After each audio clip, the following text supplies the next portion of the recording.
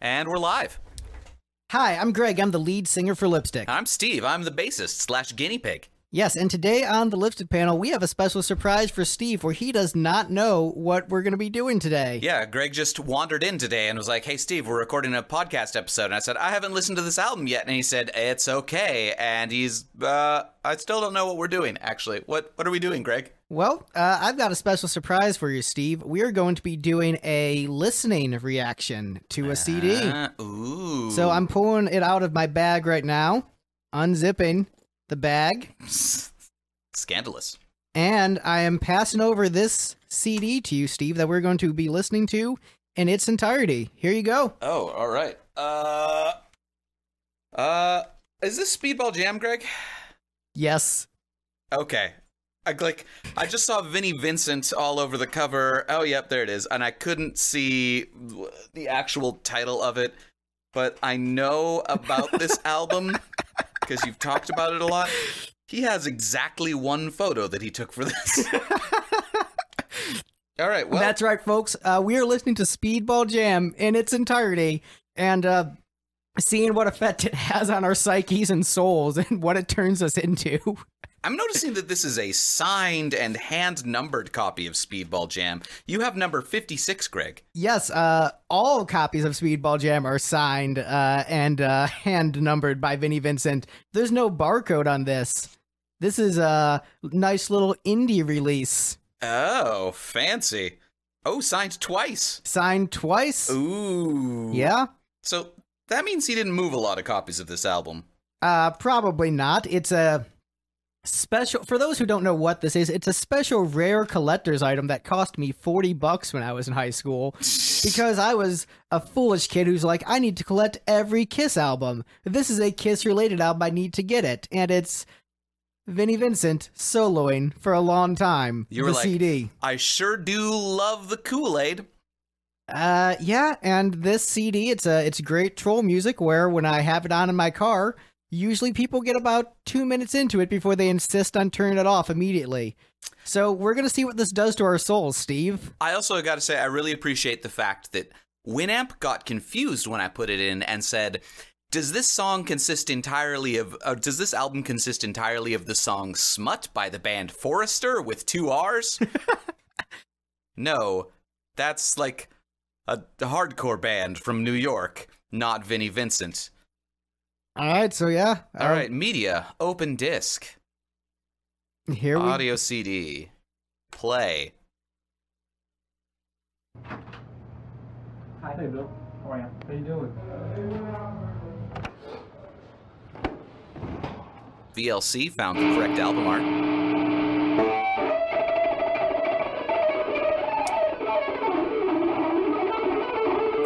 And then I realized we're listening in mono. We're not hearing the full glory. Right, we're not hearing the full glory of this. That didn't get better. That just went from being thin and crappy sounding to being thin and crappy sounding, but only in my right ear.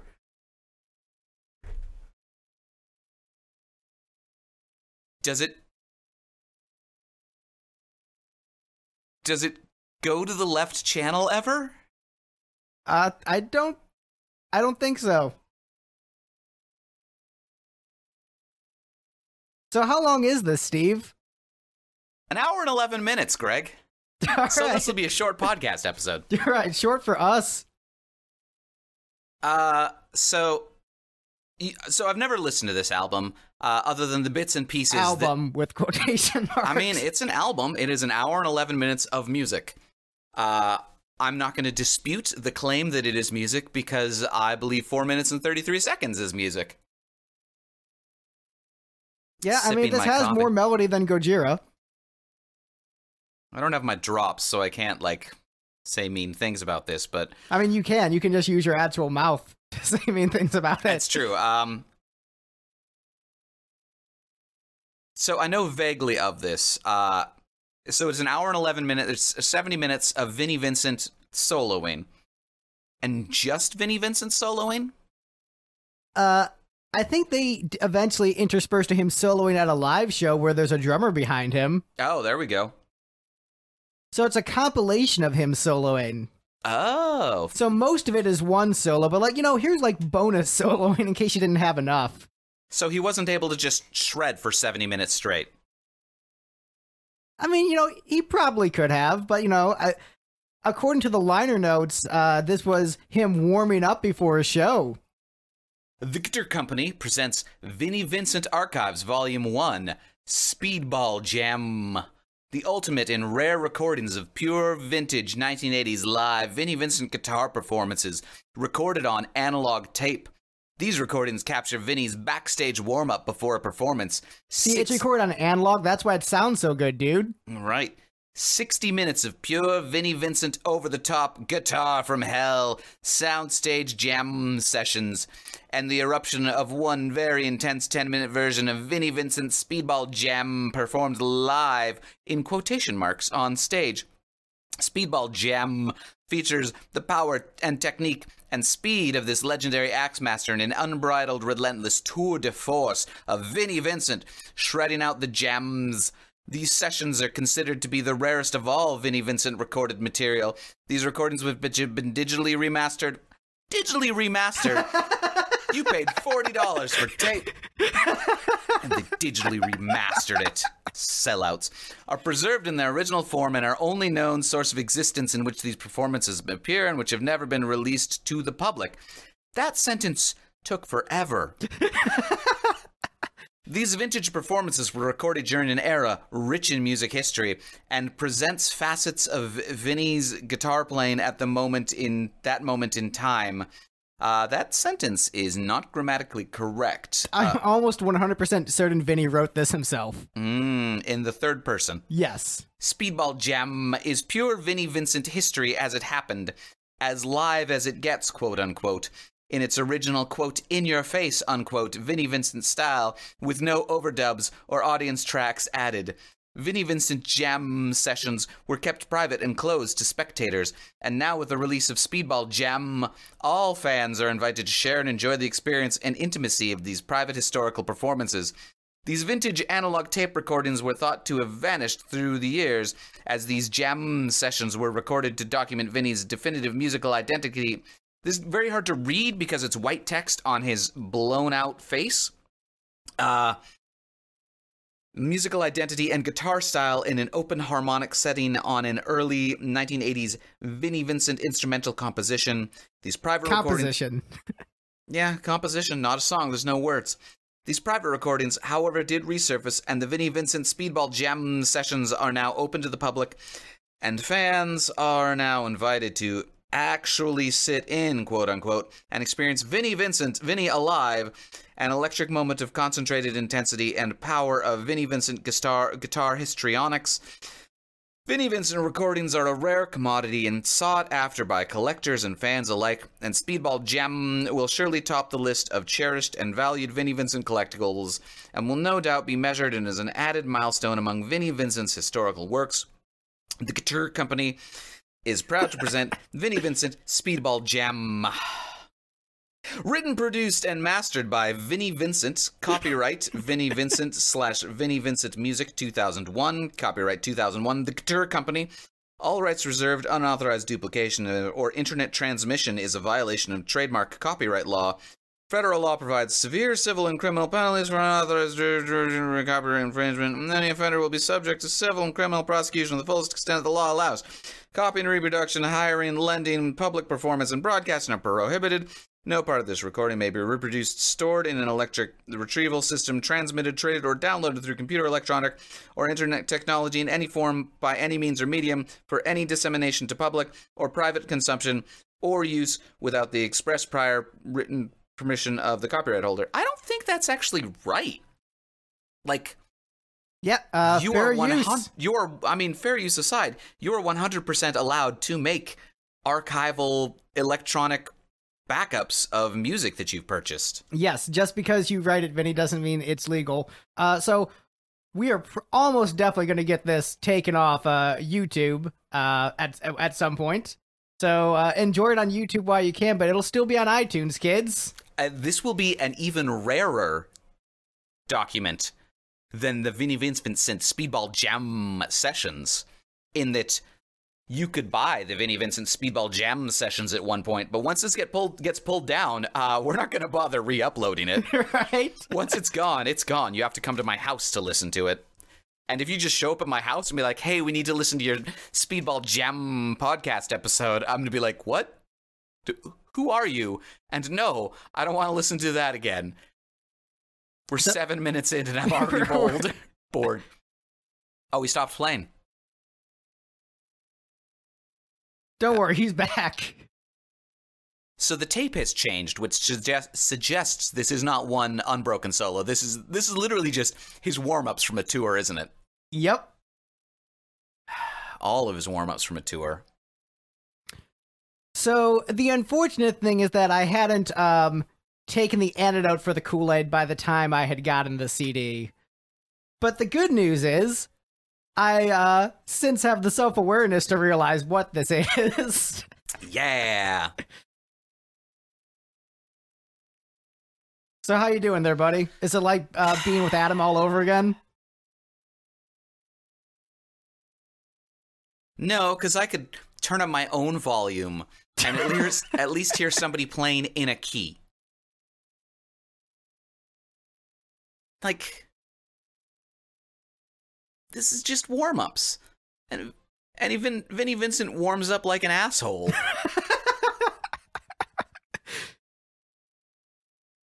Like,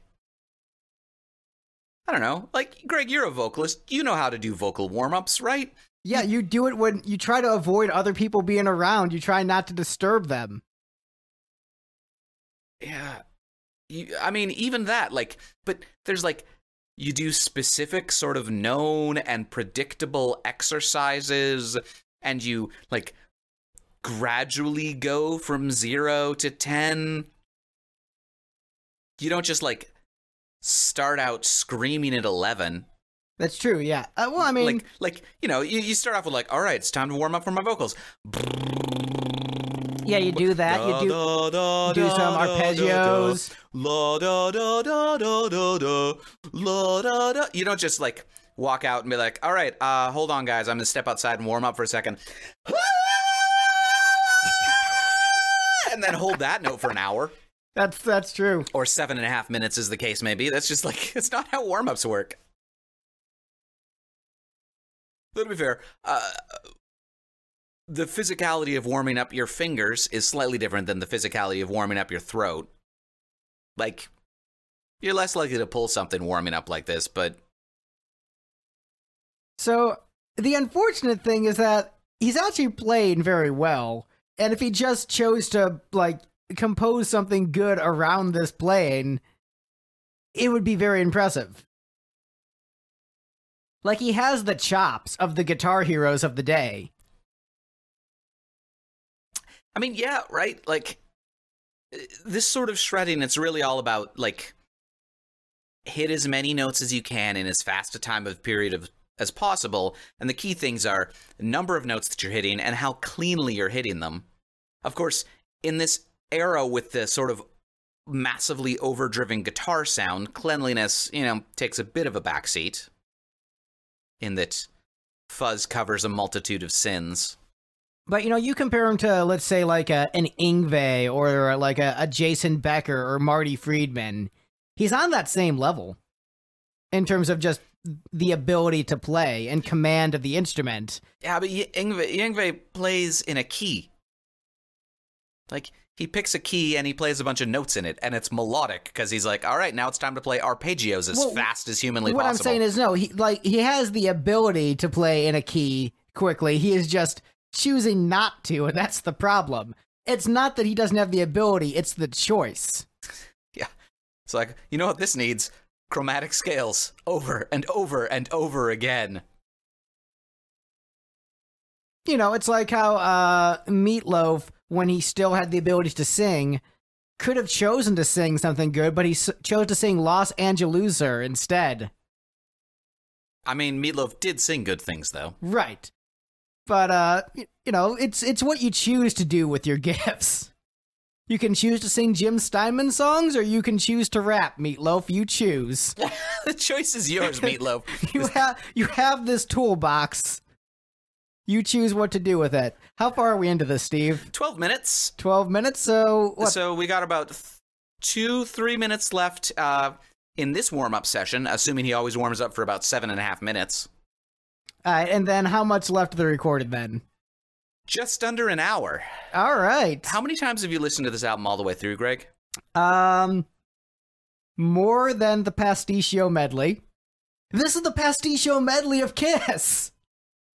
Yeah, I mean, I'm not going to dispute that. Although... This is the same thing. Given the choice, I would rather listen to Pasticcio medley. I just checked the left channel again. It's just noise. Like, it's just I would rather listen to this than Pasticcio, and I'll tell you why. This is a better Troll album. Pasticcio has this ebb and flow of, like, it starts to get good for a second and then shifts you out of it. It's like American football, where it's just like, oh, I was just enjoying it, and then you stopped. Yeah. Versus this, like, it's the same level of Troll throughout the whole thing. So you can kind of get locked in and enter this hypnotic state where you're just like, fuck, I'm in for the ride, I guess. Maybe when I get around to doing the Vaporwave cover of the Sir Arthur Conan Vomit album, the follow-up will be a Vaporwave cover of a Speedball Jam.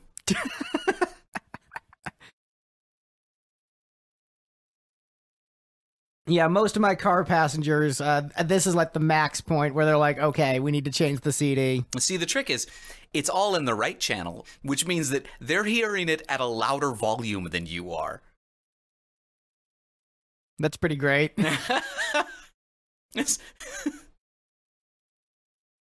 Oh shoot, there's a whole band going. There's a bass and everything. Yeah, so did you think you'd be did you ever think this would be part of your life, man? I mean, probably from the first time I heard you describe Speedball Jam, I was like, I'm gonna have to listen to this at some point. Yeah, but hey, you don't have to rank it because it's one track. That's true. The best track on Vinnie Vincent Speedball Jam is Speedball Jam. I realized I'd started mispronouncing it. There's 2 M's. So, do you have any goodwill towards Vinnie Vincent or just complete animosity? I am resisting the temptation this entire time. We'll see how long it will take me before I bring up Tupperware. Oh, shit. Oh, damn. I mean, do you think Vinnie Vincent is going to listen to an entire 15 minutes of us talking over Speedball Jam? Yes, because he's a petty man. Of course he will. He's going to listen to the whole thing before taking it down because he's going to stew over it. That's fair. Well, Vinnie Vincent, I apologize. It was uncalled for. I recognize that the Tupperware situation is sensitive, and you were kind of in a rough spot, and I'm going to say I don't blame him for that situation. No, yeah, like it was the middle of winter and his pets died. Yeah. Like, what are you going to do?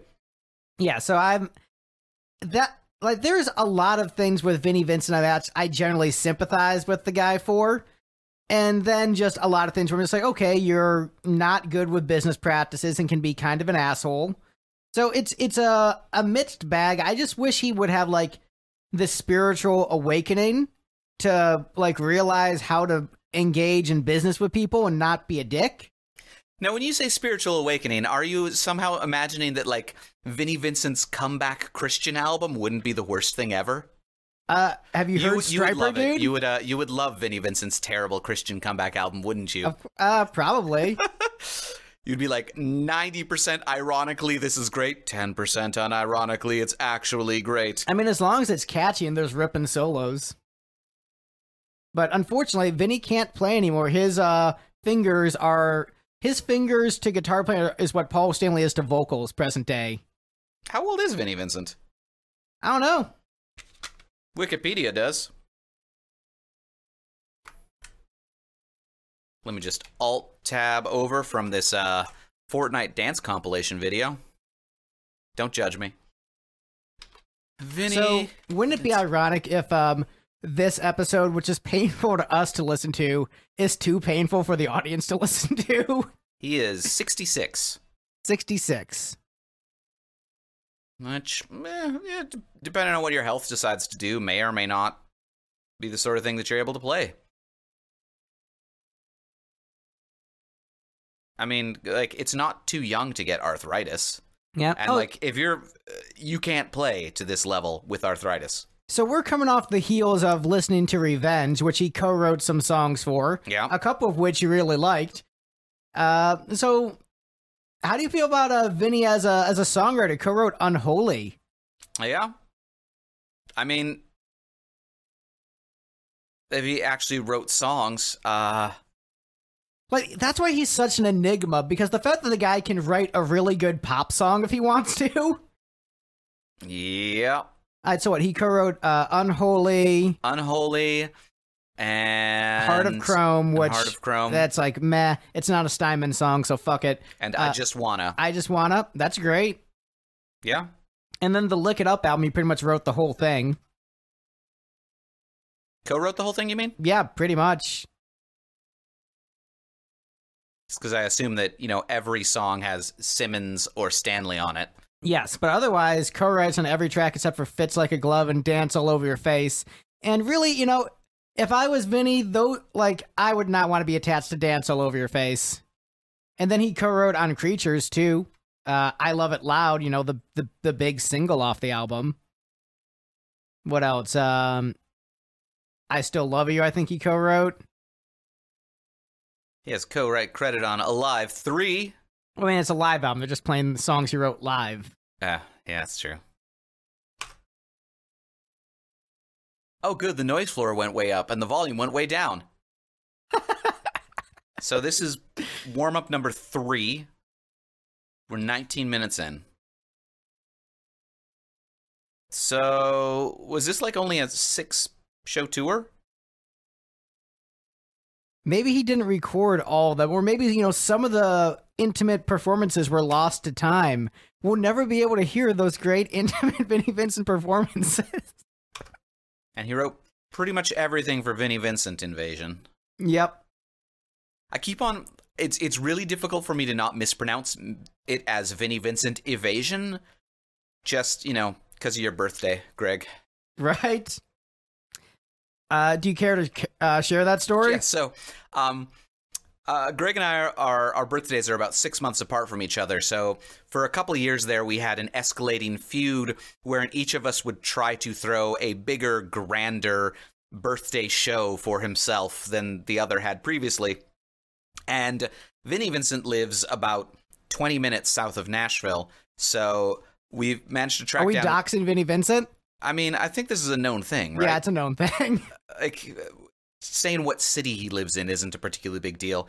And clearly he's already been doxxed in that we managed to find his address.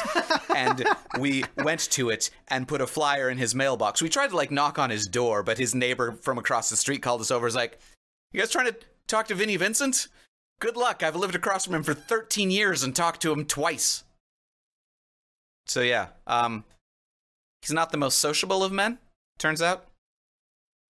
Yep, but we invited him to my self-indulgent birthday show because all the bands I was in were covering Kiss songs that year, which wasn't even my idea. It was the guitarist from my band, The Manpower, who's like, "All your bands should cover Kiss songs because you love Kiss." And I'm like, "Sure, I guess." And really, I think it was just because he really wanted to cover a Kiss song. Right.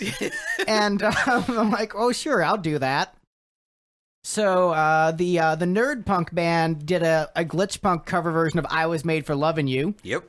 Then my solo band did "Sure Know Something." Lipstick, the band we're promoting with this podcast, heyo, plug. We did "Tomorrow" off Unmasked. The Manpower did "I" off The Elder. And then our joke punk band, which does not practice or write songs or tune. We just write down song titles on a napkin and our singer shouts them out. Yep. We did a cover of "Boys Are Gonna Rock" where I just grabbed my hot pink Flying V guitar and just wailed on the whammy bar for 20 seconds. Yep. If you wanna use it if you want to use lipstick as a baseline, so lipstick sounds like lipstick. The Greg Troyan project sounds like a little bit more Americana version of lipstick, and basically just does all covers. The Manpower sounds like lipstick if they were trying harder to be Kiss, and also not as successful at it. Also, like, just aren't, like, their guitarist isn't really as good. Well, I don't want to say mean things about the Manpower. Chris and Cody are good friends. Chris and Cody are good friends. I would say, I think Chris is a good guitar player. He's not Vinnie Vincent good. But I would say the Manpower is more punky than lipstick. That's true. That's fair. So when we're saying it's not as successful as being like Kiss, it's because there's more of a Ramones influence. And also, Greg Troyan Band, that's where I debuted a bunch of original songs. No, that's true. Stop started off in the Greg Troyan Band, so did Girl Dressed as Sailor Moon. And of course, Girl Dressed as Sailor Moon alienated a large portion of our fan base, so maybe it should have stayed at Greg Troyan Band land. Then Dance, that was a Greg Troyan Band song. Oh, yeah. And also, my wife is not going to listen to this episode, so that song she doesn't like, I'll probably get divorced someday, which I wrote and performed before I even met you. Why are you talking to her in the second person when you know she's not going to listen to this? I know she's not going to listen, but she's upset about a song I wrote when I was 17. Greg Troyan Project didn't actually play that one ever, did we? We did. Which show? This show, the show we're talking about. Oh. I remember the set. We played those 4 originals. We played I Wanna Hold Your Hand by the Beatles, Sure Know Something by Kiss, Waiting for an Alibi by Thin Lizzy, and freaking Dance in My Pants by Jim Steinman closed out the Greg Troyan Band set. That was a good night.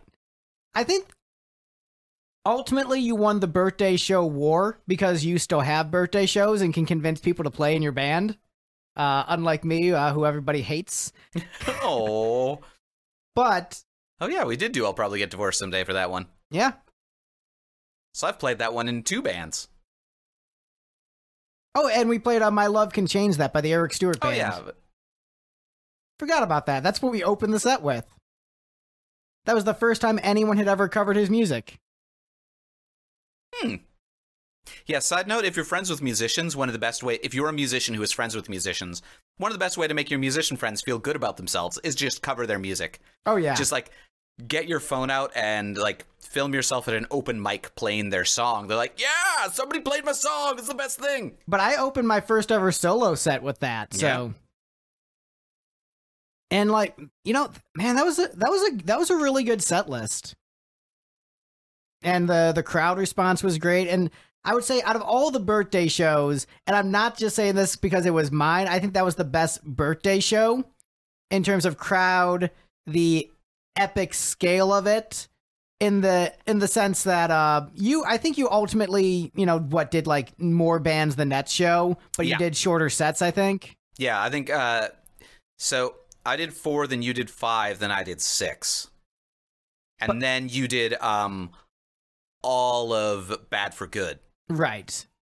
Because you were like, all right, 7 bands is just silly. That's not going to be fun sets. Instead, I'm going to make Steve learn bass lines for a dozen Jim Steinman songs. And that was a good one. But I think out of all the birthday shows, the one where we got, and you are a part of this too, we got drilled into the wall, like our photo on the wall of a Nashville music venue at the end of it. I think that's a pretty, like, epic conclusion to a birthday show. Right? I think so. That's why I'm going to give that the number 1. And, like, in terms of, like, a show that a bunch of people went to and enjoyed, yeah, that's probably the top. Yeah. Like, in terms of, like, it being, like, the best show. I think you are ultimately better at doing birthday shows than I am, but I think I had the best individual birthday show. I'm more self-indulgent about just making them happen every year. Yeah, I think it's just like a matter of I'm past the point of herding cats for doing shows. Right. That's a big part of it, is like the anchor for my self-indulgent birthday shows is my solo project. And if I don't want to, I don't need to herd cats for that. So any given Steve birthday show, we're like, okay, cool, Regdar and the Fighters, I'm going to do a solo set, and then Snake Vomit, because, you know, it's pretty easy to get Cody and Dee to agree to 1 or 2 shows a year. I think the combination of me, like, having a bad wrist and, like, needing other people in order to pull off a set is where the frustration comes in. Yep. Because, like, if I could just get up there with an acoustic guitar, I'm like, man, whatever, I don't care. But the fact that, like, only one of my arms functions properly. You should be a DJ. I mean, yeah, but I have, like, some level of respect for myself. You wear a giant, like, furry mask of some sort, and... Well, we already have someone in the band that does that. So how far are we into this? 27.5 minutes. So we've spent about 7.5 minutes just talking about our own birthdays, because there's not much to say about Vinnie Vincent warming up. Do you think... Okay, so the band came back in, which raises the question of, is the band warming up to him? Or is the band, like, matching him? Or it seems like they're trying to kind of match what he has going on. just, like, whatever tempo he seems to be shredding in, they're like, all right, that's what we're going to play to. Well, remember, he's the boss of this band before he got kicked out of his own band named after him. Yep. That is so impressive. It's true. Like, to get kicked out of your own solo band. I mean, obviously, you know, they need, like, enough notoriety for that to even be worth it. But, like, if Greg Troyan Band kicked me out, like, this band that does, like, covers and originals that I write, I guess you guys can kick me out, but I don't know what the point would be. Why don't you just start a new band? I mean, that's sort of what Slaughter did, right? Yeah, I guess. I mean, they kicked out Vinnie Vincent, but they did reform with a different name. It's true.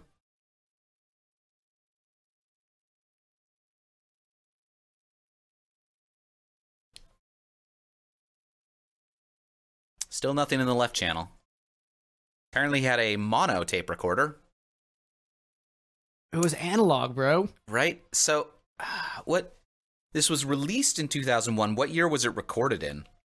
I want to say maybe like 86, if I had to guess. Pure vintage 1980s. So, what that means... All right, so look at Vinnie Vincent Invasion. When's the first album? 86. All right, and what, the second one's 88? Yeah, 86, 88, and 96. All right, well, 96, don't even count that one. So it would have been probably between 86 and 89 then. Yeah, so somewhere in that time frame. Which, basic 4-track cassette recorders were available, which means he set up a single mic backstage and pressed record to, like, when it says recorded to tape, it doesn't mean recorded to tape in that, like, recorded to 2-inch tape in a studio sense. It just means he had a 4-track. He had a cheap cassette tapes. Yeah.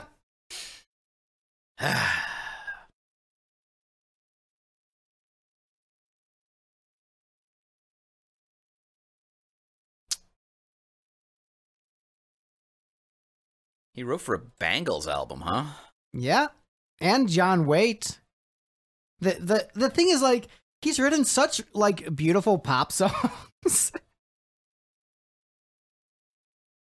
Like, because, you know, our guitar player who shredded all the time could not write a good song to save his life.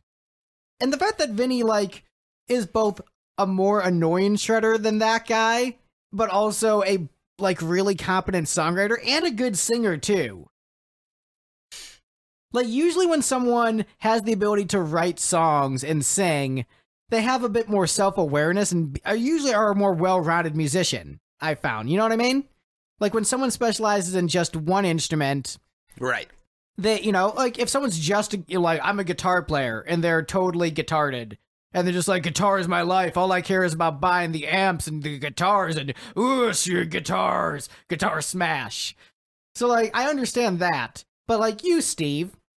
You play a little guitar, you play bass, you sing, you write. You have a, you know, a more balanced, well-rounded perspective. Right. And so you have this guy who can write a pop song, sing, but he's like still like, but this is the best shit I could be doing. I could write new songs, or to be fair, let's be honest about this particular recording. This is again him warming up before his show, so he probably was doing better stuff at the same time. He was working on new material and writing as he did Vinnie Vincent Invasion tours. Right. But it's just he happened to set up a tape recorder while he was warming up. And then in 2001, when he was like, oh, frig, I need some money.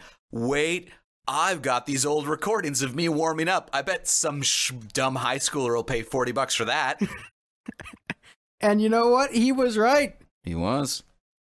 As far as CDs I paid $40 for, this one ranks towards the bottom of my list.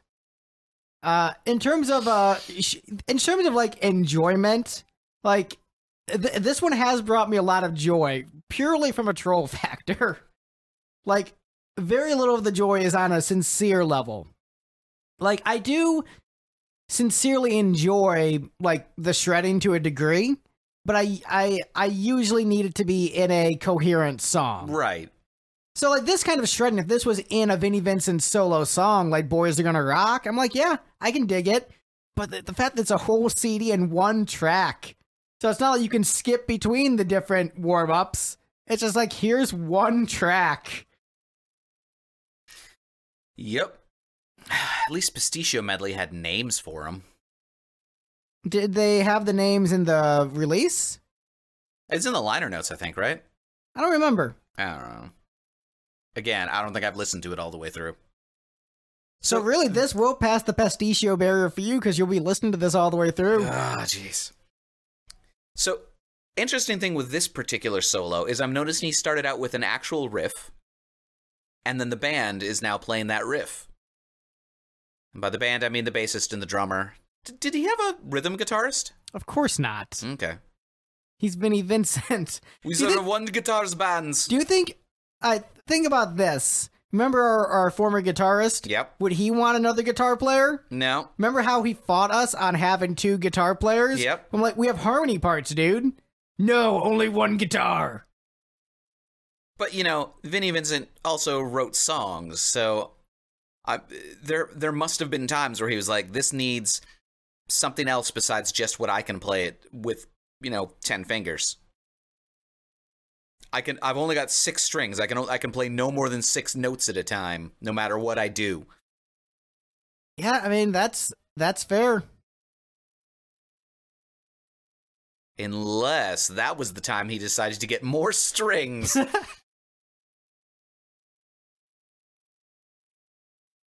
I like that the Vinnie Vincent Wikipedia page is marked as being part of the Connecticut portal. Somebody for the Connecticut marketing department was like, oh, shoot, Vinnie Vincent, the guy from Kiss was here. Let's just make sure that we're tagged. Check out Connecticut tourism, folks. I lived in Connecticut for a bit. And how was it? Not super great. On a scale of 1 to Ohio. I mean, so here's the thing. Better than Ohio, but I had Ohio-esque experiences in Connecticut. Like you were stabbed? Yeah, man, I have a really bad backstory. When did you live in Connecticut? I don't think I knew about this. I was still living with my stepdad at the time. Oh, was this Operation Paladin era? That was Operation Paladin. Okay, I did know about this then. Yes. I'd forgotten that was Connecticut. For some reason, I was thinking Texas or Florida. No, I mean, I have been to Florida. I've never been to Texas, actually. Okay, so I feel like if you were living with Bernie at the time, that sets the bar, like, real low. Right, well, that's why I'm like, it still wasn't great. Yeah, so... Like, you know what? It doesn't matter what state your stepdad is punching you in. That's not a fun experience. So I was just going to let this podcast go wherever it goes and wherever our psyches take us. So it turns out Speedball Jamm pulls out the darkest parts of your soul. So for those who don't know, by the way, podcast is about to get dark, folks. The song Fight Back is all about this, so if you want the more positive version of everything Greg's about to say, you could listen to that song. Yeah, and that song is still pretty angsty and negative. It's true. But that's the positive version. All right, so, spoilers, young Greg has a really dark, tragic backstory of being beaten and raped as a child by his abusive, alcoholic stepdad, who is also super religious and hypocritical. I like that you clarified that he was abusive. You know, unlike the times that you were beaten and raped by your non-abusive alcoholic stepdad. And, you know, you just sort of... Sorry, I shouldn't make jokes about this. Such a dark cat thing. Yeah, so it's pretty dark. I'm sorry, kids. Yeah, sorry you have to listen to this and Speedball Jam at the same time. Sorry for your souls. So yeah, Operation Paladin was me deciding that I felt like escaping my shackles and achieving freedom. And so coming up with a plan with my friends to get him caught by the police. And, you know, we called it Operation Paladin. It was this whole big scenario. But yeah, that's what that is. So, all right. So, turns out Vinnie Vincent does bring out the worst in people. Oh, no. So, by the way, I'm laughing because it's like it's a coping mechanism for healing. You know, I've got a little Jewish in me, so it's like, hey, what do we do with the hardship? We make jokes because then it feels less bad. We make jokes so that way we can avoid directly confronting it. Ooh. All right, so now that we've talked about child abuse, let's move on to something worse. Let's get back to the song. I was going to say, let's get back to Connecticut. All right, so what are you looking up about Connecticut? I'm just like, on the Connecticut portal, among the high-quality articles, they list Mark Twain's house. That is great. That is really awesome. George W. Bush, and the demon murder trial, aka the trial of Arn Cayenne Johnson. The devil made me do it case. What the fuck? Why is this episode so dark? The first known court case in the United States in which the defense sought to prove evidence based upon defendants' claims of demonic possession and denial of personal responsibility for the crime. How'd that work out? Let's see. 11-year-old David Gletzel had allegedly played host to the demon that forced Johnson to kill Bono.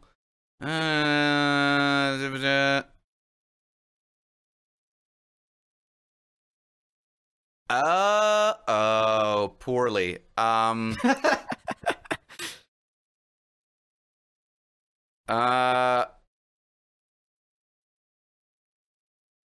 Okay, so the thought is, preteen David was possessed by a demon, and the Ed and Lorraine Warren, the demonologists, performed a series of exorcisms over the course of several days, and finally the demon fled from David and took up residence in Arn Cayenne Johnson. I assume I'm pronouncing Cayenne correctly. Cheyenne, I think. Cheyenne, maybe. Yeah, I think it's Cheyenne. Okay. He is, all right, it's true. It's spelled little to nothing like the pepper.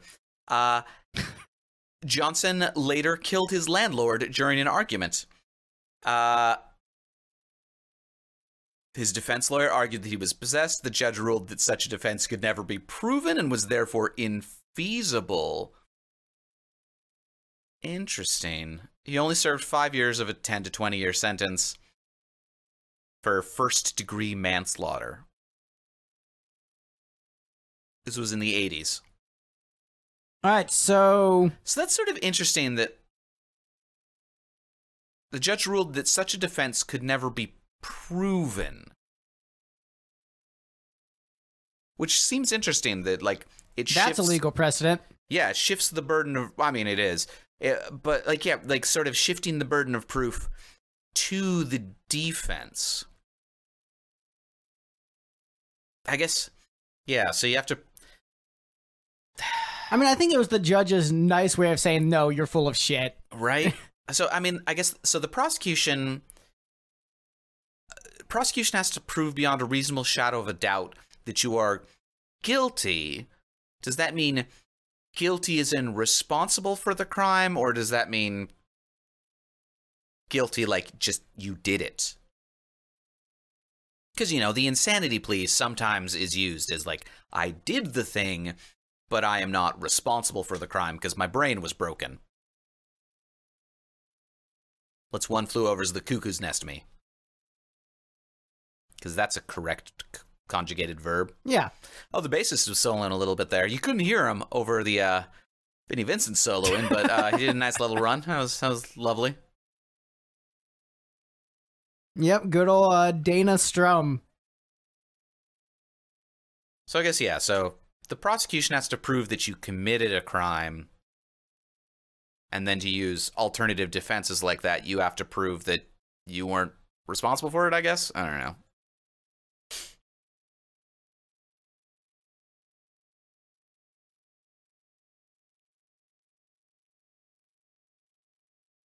So yeah, so we've since we've talked about child abuse, rape, and murder and demonic possession. So this is a nice, lighthearted, comedic episode for the folks at home. Yep. Oh. Next solo started. How far are we into this, Steve? So I'm noticing that at this point he's warming up on the same riff every time. So Well, yeah, it's his warm-up riff. it's his, Oh, you know what it is? He probably said, "This is the riff that you guys need to play while I solo." So he's starting it and probably taught them, "This is what you have to do." So the bass player and drummer knows that's the riff he wants to solo over. We're 43 minutes in, and so yeah, it was the same warm-up riff every day. So I guess there is a pattern to his warm-up. So really, Vinnie Vincent's just a musical genius we just can't understand because he's so much better than us. That sounds about right. Actually, the solo in here is kind of awesome. I would hope, you know, later in the tour he would have started, like, get good at it. I think I've had the pink Kool-Aid. I'm starting to get into it. My eyes keep on glancing over to the other window where I've got my Winamp open with Toe Hider songs queued up, and I'm like, I could be listening to Toe Hider right now. They're, like, really good and write songs with actual production.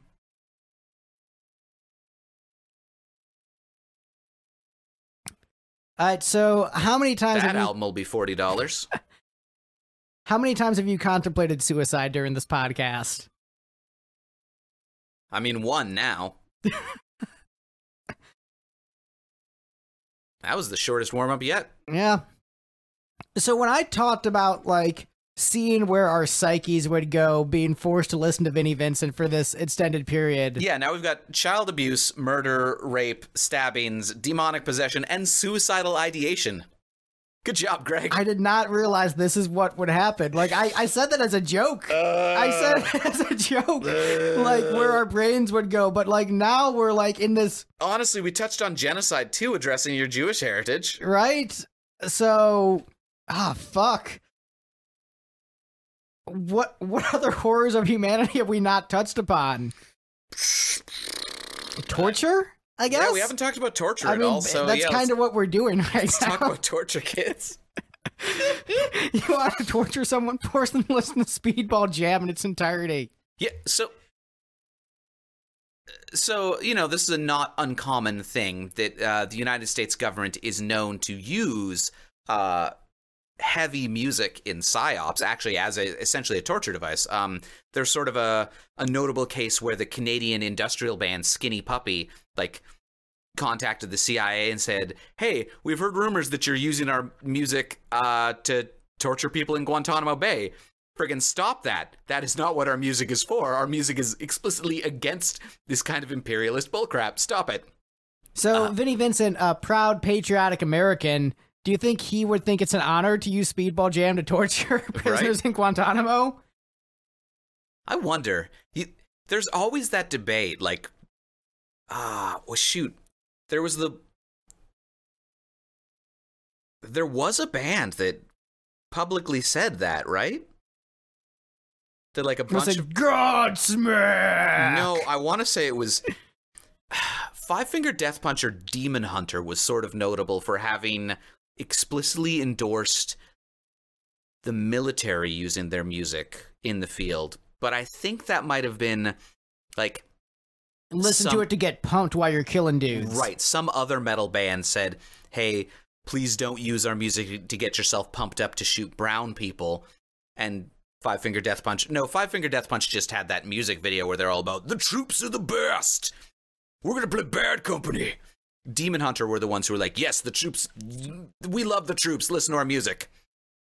We love America more than we love Jesus.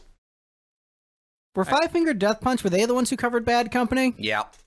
Bad Company, to the day I die. Yeah, whoever that guy is, he's not quite Paul Rogers. Yeah, their Wikipedia page. Yeah, after Metallica requested the U.S. military stop using their music during interrogations in Iraq, Demon Hunter allegedly contacted the U.S. military offering their music as an alternative. Okay, so yes, Demon Hunter explicitly endorsed their music being used to torture people. Good job. I'm glad you guys love America more than you love Jesus. All right, so I have another thing we could talk about. Let's talk about poverty.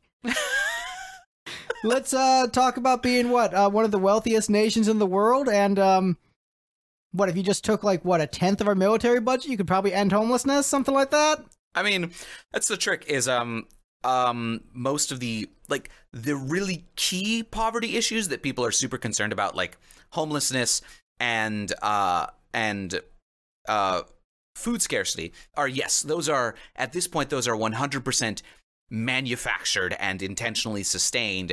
In that, human food production far outpaces human need, and there is available housing. We could feed and house everyone in this country, even if we just limited to this country. Honestly, worldwide, we could feed and house everybody in the world if we had the will to do it. But who would pay for it is always the question. Right? I mean, you can't just have my taxes pay for that. I mean, no, our taxes have got to pay for hundreds of billions of dollars of blowing stuff up every year. So, all right, so I'm gonna sound stupid, but I don't care. Here's my thing. So we already outspend everybody on the military, right? Yeah. So we could just spend a little bit less. We'd still be outspending everybody. Yep. So if we spend a little bit less and fix these problems, we can fix these problems and still spend more than everybody. Yep. So one interesting statistic I learned about recently, and by recently I mean a couple of years back, specifically shortly after Trump was elected, and he was griping about NATO a lot. I ended up seeing that so one of the statistics there is that I'm saying the word statistic a bunch, so I sound extra dumb. But anyway, all I NATO. think this music is making us dumber. It's melting my brain. It rocks so hard it's melting your brain. Not my face, though. So all NATO member nations, all member nations of NATO, are supposed to spend 2% of their GDP on the military.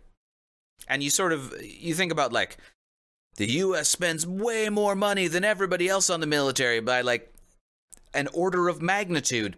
Our number is still only 3.4%, surprisingly. Oh, interesting. Yeah. So that's just how big the American economy is overall, that we're spending, 80% more than we're required to by NATO treaties, and it's still an order of magnitude more than anybody else. Because just think, if we got that down to 2%, it'd only be half of an order of magnitude more than is it South Korea or Israel that's next? I think it's Israel. Which, I get, because, as soon as they existed, everyone declared war on them. I mean, yeah. I'm not entirely sure why South Korea's military spending is so high, because it can't cost that much to, You're right by North Korea. Of course your military spending is going to be high, because you got to be ready to throw down. Right. I mean, it's going to be high, but, how much does it need to be to fight North Korea? North Korea is going to go after all their great pop groups. They're gonna be like, give us Girls' Generation or we will launch the nukes.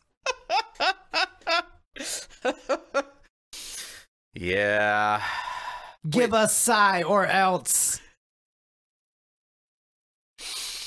I mean, I feel like at this point, most of the rest of the world would side with North Korea on that one. I'm still fine with Psy. Yeah, Psy's fine. You ever see the music video for Gentleman? Yep. That's pretty great, where he's just like being a dick. Yep. I appreciate his shtick. Yeah, it's a good shtick. I mean, honestly, like, most K-pop groups I find I'm generally okay with. Yeah.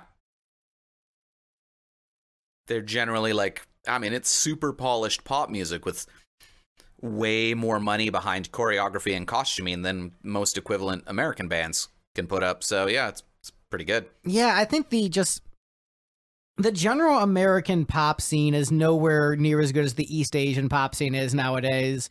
And I think it's just like there seems to be more craft in the songwriting with East Asian pop. And, as we're in the mumble rap era of popular music, it's just not as catchy, man. Well, yeah. Like, in terms of like pure pop hooks, it's not as catchy of an era. Well, I think what happens is there's a lot more trend chasing in American pop music. Like, that's true. And Korean pop music will incorporate elements of whatever's popular, but still fundamentally, it's the boy and girl band of the 90s tradition continued forward. Like, yeah, and the same thing with a lot of Japanese idol groups and stuff too, right. Which honestly is way more preferable because, I mean, it's preferable for my taste because they're just churning out catchy pop song after catchy pop song, but it still feels fresh and interesting to me. Versus mumble rap is just like the equivalent of Vinnie Vincent shredding for an hour. It's like, I feel like that's not a very apt comparison at all. No, mumble rap is better. Harsh. Yeah, I mean, man, we should be listening to some Gojira or Gish or anything else. Like maybe the White Album or some Thin Lizzy. Oh, you already mentioned Thin Lizzy. Anyway, all right, my brain is melting. We got the Yahtzee. We're good. But yeah, I think I have some good news though. I don't think I'm going to have PTSD about child abuse anymore. I think it'll all just be Vinnie Vincent Speedball Jam. So in many ways, this is therapeutic.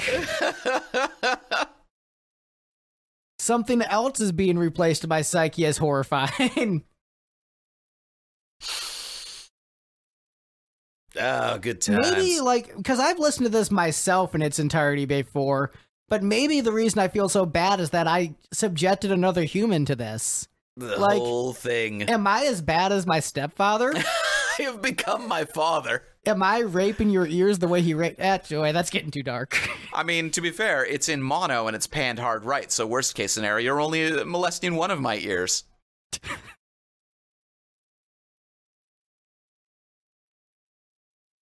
So yeah, Vinnie Vincent, he's still that track.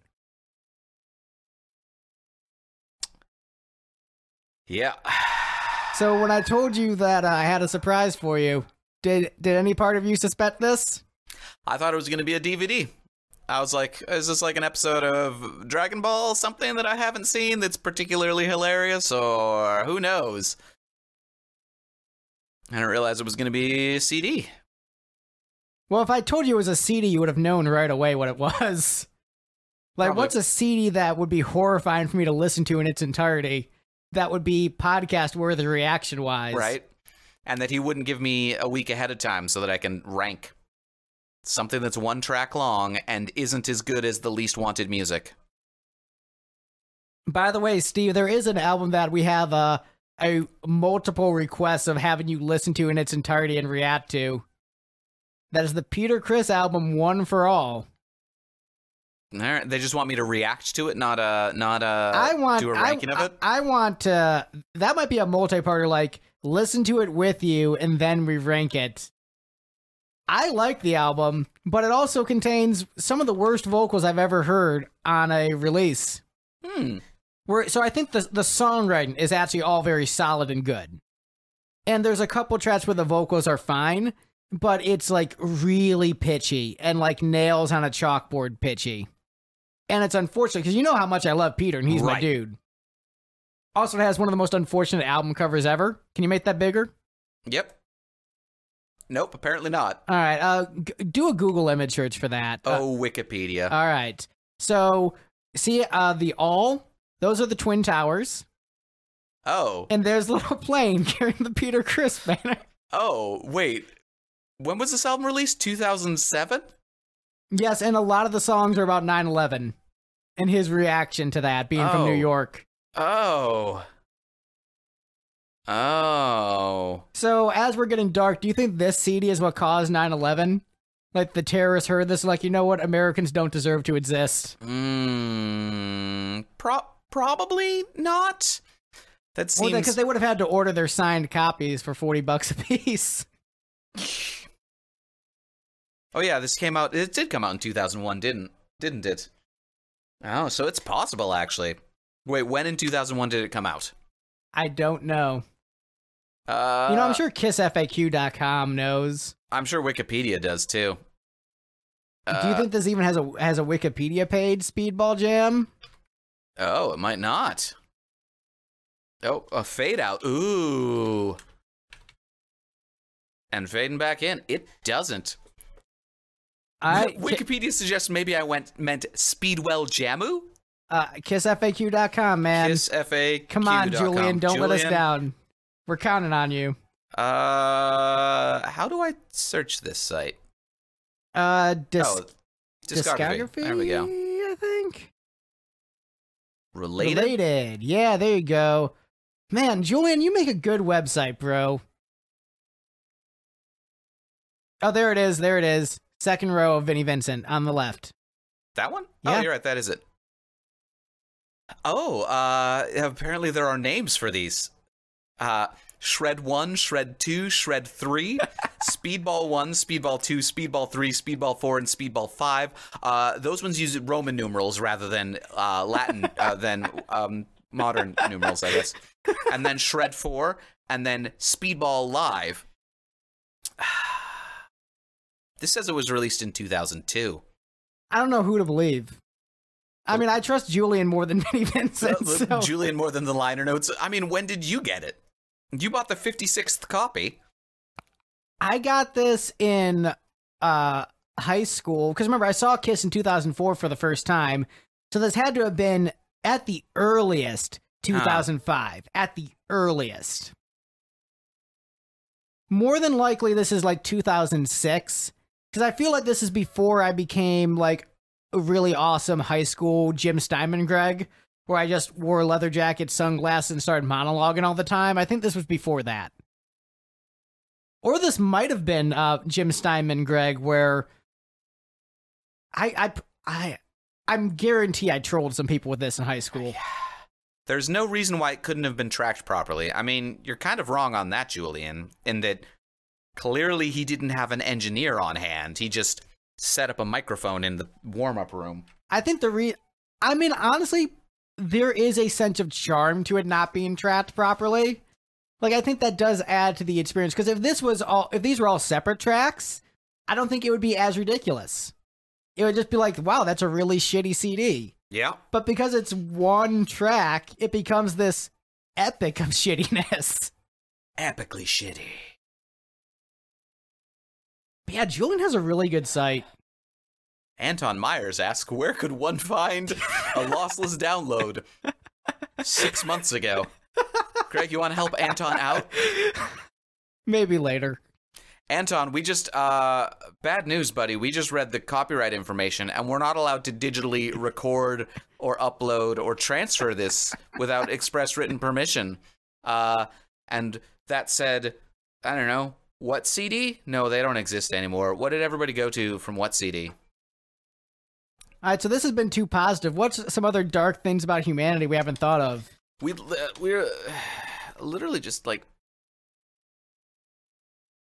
What .cd? There we go. We're literally... I mean, we're talking about piracy right now. Right. Yeah, but that's like so low in comparison to rape and murder and torture. And 9/11? And 9/11. Oh, shit, we did bring up 9/11.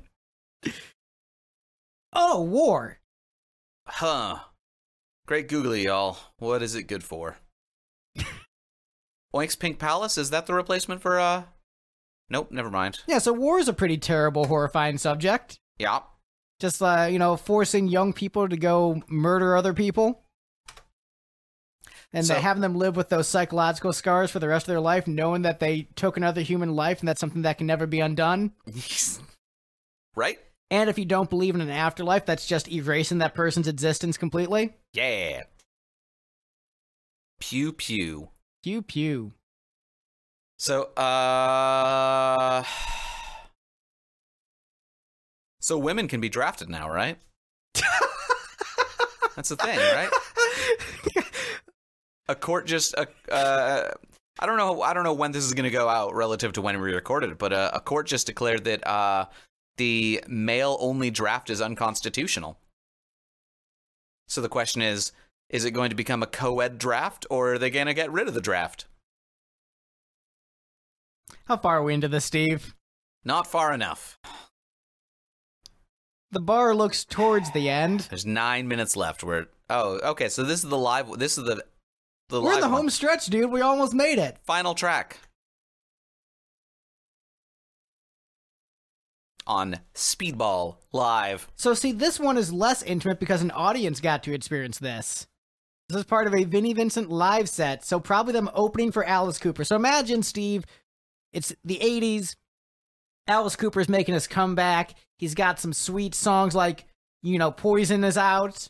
Or this might be like a couple years before Poison. So maybe it's like Raise Your Fist and Yell. Like the big single is Freedom. You got Kane Roberts. Big Rambo-looking motherfucker with a machine gun guitar. You're psyched to see Alice Cooper, and opening up is Vinnie Vincent. You're like, yeah, I like Kiss. I like Lick It Up. I'll check this out. And this is what you're experiencing live. I mean, to be fair, you probably don't experience this until about halfway through the set. And I have, I went to Ozfest once. I was like, shoot, I'm going to see Ozzy Osbourne, and I'm going to see System of a Down, and, Disturbed is gonna be there as well. And I'm gonna wear a t-shirt making fun of Atreyu and collect dirty looks from emo kids. I almost called them emu kids. My brain is melting, Greg. Why would you subject me to this? Anyway, that was the year that Zakk Wylde was in Ozzy's band, so I saw this twice that day. In that, halfway through the Zakk Wylde Black Label Society set, everybody else in the band left the stage, and Zakk Wylde played guitar by himself for 5 to 10 minutes. And then halfway through the Ozzy set, everybody left the stage, and Zakk Wylde played guitar by himself for 5 to 10 minutes. And Zakk Wylde loves pinch harmonics to an unconscionable degree. So this is better than that. Oh, damn. So here's the question. A band's still playing in this. Who do you like less, Ace Frehley or Vinnie Vincent? Honestly, I don't give either of them much thought. I feel like Vinnie Vincent writes better and plays better. If he's being self-indulgent like this, it's pretty just interminable and awful. But if he's writing for somebody else to sing it, he writes parts that are going to challenge his vocalist. But Ace Frehley doesn't mean cover. Ace Frehley doesn't mean what? Cover. Like, Ace Frehley will rock a Rolling Stones song. Oh, yeah. Honestly, Rolling Stones are one of those bands that most of their songs are probably better covered these days. Just because, early on, just music wasn't heavy enough for what they were doing. Just, the recording capabilities weren't there. Yeah, I can see that to a degree. I mean, I think it's going to be hard to find someone who has the charisma and charm of the Stones.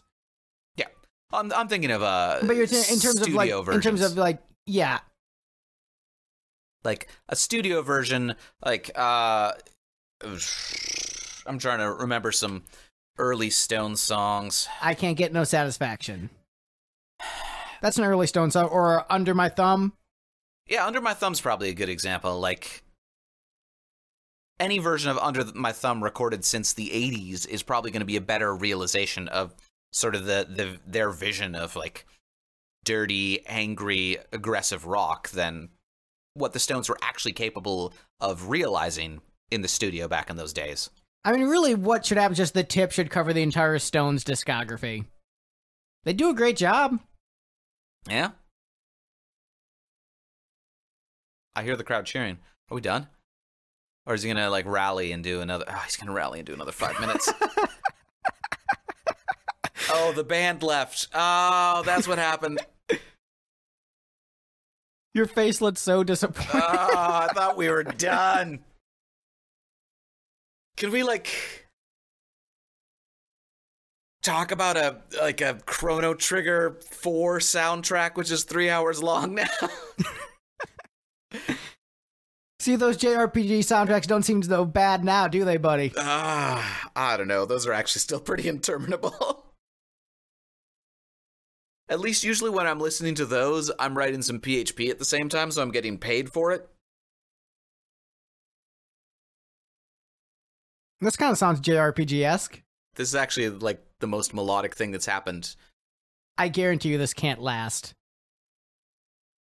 No, it certainly won't, but like this is the sort of thing that Rush was playing in the air. Like this would fit in 2112. So Vinnie Vincent, prog musician. Right?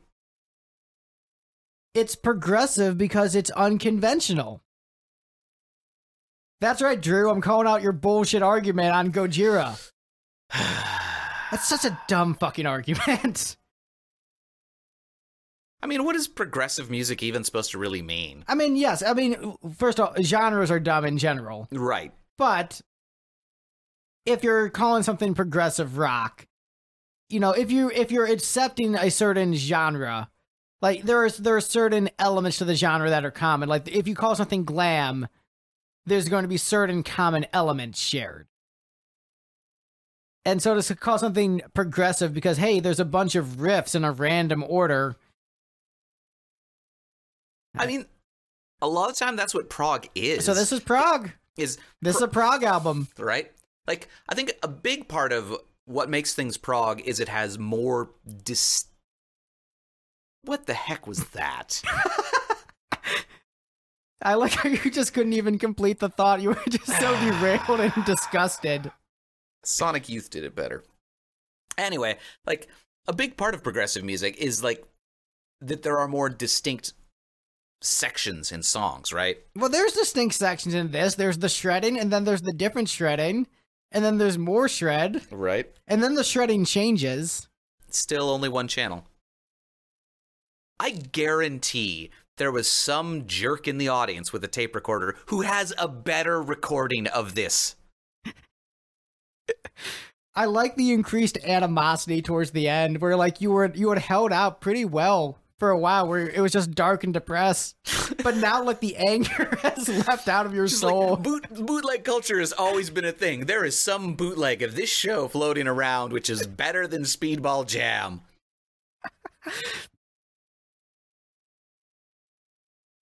Dang it, Vinny! You should have contacted that guy.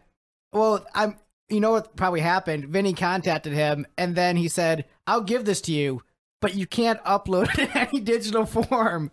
Otherwise, you'll be violating copyright." Yep. Although technically, whoever recorded it owns half of the recording. No, wait, no. I'm getting it. My brain's melting. I'm confusing photography and audio recordings.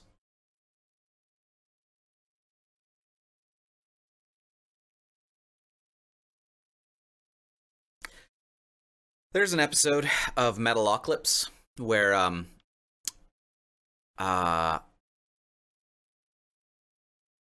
am I spacing on his name? The drummer, Pickles the drummer's alcoholism gets particularly bad, and Nathan Explosion is hired to record the complete works of William Shakespeare, an audiobook, and they decide to do it as one take with Pickles engineering. Oh, thank goodness it's over.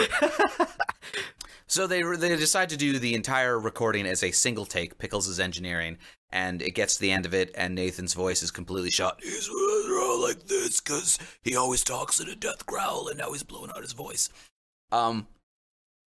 And he gets to the end, and Pickles, the drummer, says, "Hey, you're gonna kill me, but I forgot to hit record."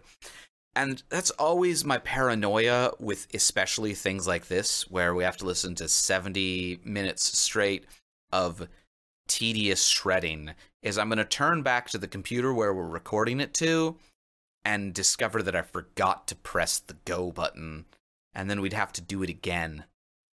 I wake up at night with cold sweats about this. Like, oh shoot, did I forget to record that podcast? So I don't think there would be any way I would be able to convince you to listen to this again. Ever. Like, even if this recording didn't go through, if it's like, God sends a lightning bolt down now and blows up your computer. We're like, well, shame, it's lost forever. Yeah, there's like Lipstick Panel, the lost episodes. Yeah, never again. Never again, Greg. So I think we should probably release two versions of this episode. I'm calling it now. One version with Speedball Jamm in the background. Panned hard right. And one version where we don't subject the audience to it. So if they just want to hear our descending into madness, but don't want to descend into madness themselves. Honestly, I'm just gonna pan it hard right when I mix this. Yeah, so I'll release two separate versions. You can release a single version, and if it's in stereo, people can just switch ears when they get tired of hearing Vinny. Well, I'm almost 100% certain this will be stricken off the internet because, according to the CD here, all rights reserved. Unauthorized duplication or internet transmission is a violation of trademark copyright law. Federal law provides severe blah blah blah blah blah. It's not actually legal. So yeah, I mean, this might be a fair use summer. I don't know. I think we probably shouldn't talk Our so much about how the melted. sausage is made. So did you words? So how are you feeling? This was the worst Kiss album. This was, I mean, I think that's fair. I don't know if I can find anyone who could refute this as the worst Kiss-related product, but there are people who say that One for All is worse, so look forward to that, buddy. All right. Nice. So Steve, where can people find us on the internet? LipstickGeneration.com and Lipstick Generation on most platforms, including YouTube, where you probably watched this. I don't know if we uploaded official iTunes or whatever. Who cares? Yeah, so I'm going to go curl up in a fetal position. Bye. Bye.